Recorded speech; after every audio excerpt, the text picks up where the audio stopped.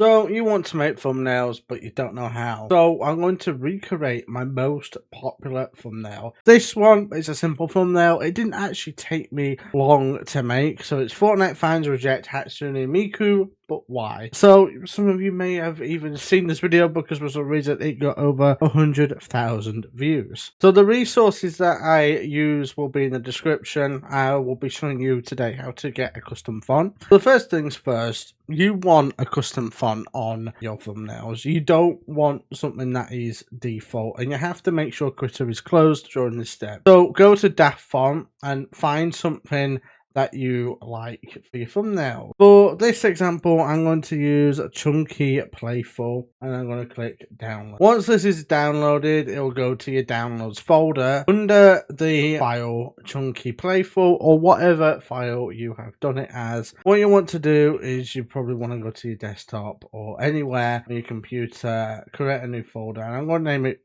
fonts for now. And I'm just going to get a custom one, so I'm going to go inside of here. I'm just going to drag all of this into my fonts folder and then just delete the zip file. Funky Playful, and then I'm going to click here, install. And then once the custom font is installed, I am going to open up Krita, and the version I'm using today is 5.3.1. If you want to learn how to update Krita, I'll have another tutorial out in the future. So what you want to do is click on new image, and you want to do 1280 by 720 and make sure it's selected as pixel, and then click create because that is the size for a YouTube thumbnail. And unfortunately, Krita changed how you do text. So I'm going to teach you how to get the text editor and everything set up ready for you to get that sorted. So what you need to do is go down to settings, Dockers, and then you need to go down text properties here, and then you'll see that sometimes it will squish it down there, text properties out. So I've just brought it out. And if I go to the edge of the window and pull down, I'm going to drag it over this, and then it will say text properties, and then you can have it as different tabs like that. And it's really good and it's really useful what you want, because they've changed how text editing works on Krita, and it's not the best sometimes. For the text, obviously you have your text box. I'm going to change my text box to black for now. And basically what we're going to do is you can search the font that you just installed. So for me, it's Chunky Playful. So what I would do is, for making a thumbnail on Krita, I would do not. And basically what you can do is when you've typed out what you want, so I'm typing out not, you press Ctrl+T, transform, and you press shift, hold down shift, and then you get the edge of it, and then you can drag it out and it will make the text bigger. You have to hold down shift or it will stretch like this, and it's not great. But basically if I go back here to the text, I can go to text properties. You can center it, you can do what you used to be able to do in the old text editor. But I'm actually going to change it to white. And white for me, it stands out the best. And then if I click a layer and then layer style, if you use Photoshop, you'll recognize this instantly because you can choose your stroke. For me, I usually use a black stroke with like a pen size, and then that's everything all set up. This is the tricky part that people don't realize with Krita.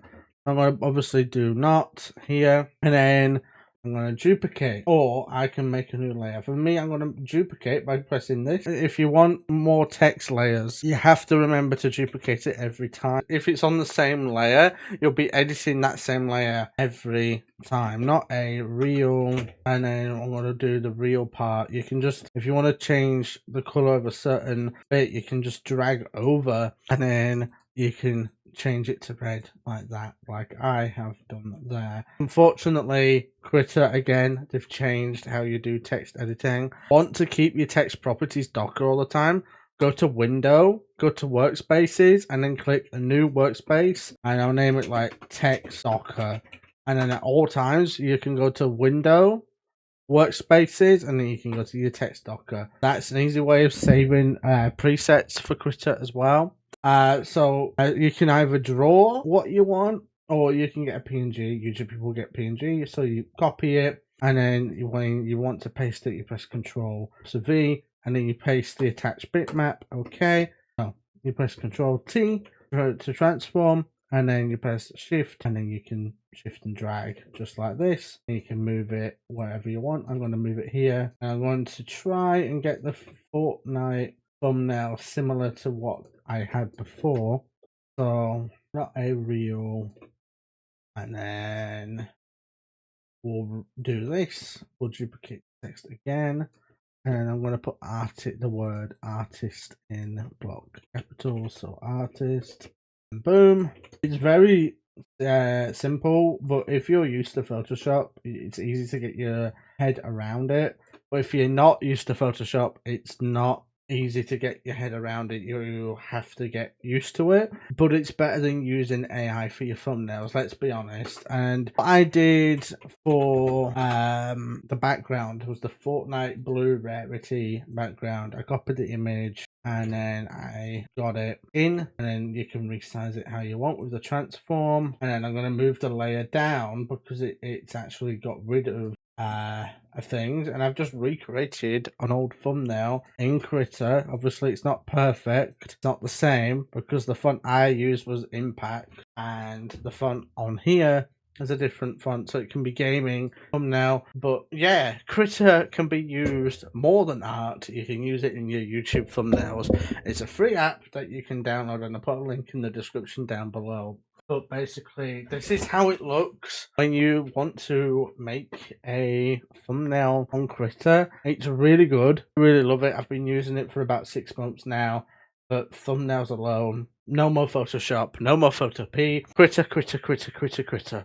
And if you want to export it as a PNG, you go to File, go to Export, and then you go down to Save Type As, and then you find either JPEG, or you can go PNG, and then I'm gonna name it Miku. And then if you want to save it, you press Control and S, and then it'll save as a Krita file. Please save this where you know that you're going to have it. So yeah, this is basically how you make a thumbnail on Krita, and it's really simple steps. If this has helped, please do subscribe. Thank you for watching. Goodbye.